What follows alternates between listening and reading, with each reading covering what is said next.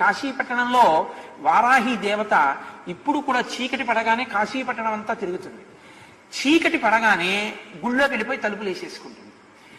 అందుకే సూర్యోదయం అయితే ఇంకా వారాహి దర్శనం ఉండదు కాశీలో, మనం చూడలేం కూడా. ఆ వారాహి యొక్క స్వరూపాన్ని దగ్గరగా నిలబడి చూడడానికి ఎవరికి ధైర్యం సరిపోదు. అందుకని ఏం చేస్తారంటే వారాహి దేవాలయం పైకప్పెక్కి సూర్యోదయానికి పూర్వమే పైన కన్నాలు ఉంటాయి, ఆ కన్నాల్లోంచి చూడాలి వారాహిని. కన్నాల్లోంచి చూసినందుకే ఉద్వేగం కలుగుతుంది. అలా ఉంటుంది ఆవిడ స్వరూపం. లలితా సహస్రంలో చెప్తారే దండనాయకి, ఆవిడ సర్వసైన్యాధ్యక్షురాలు లలితాదేవికి. ఆ వారాహి ఇప్పటికీ కాశీలో తిరుగుతుంది. రాత్రి వేళ లోపలికి వెళ్ళిపోతుంది, తెల్లవారుతుండగా లోపలికి వెళుతుంది.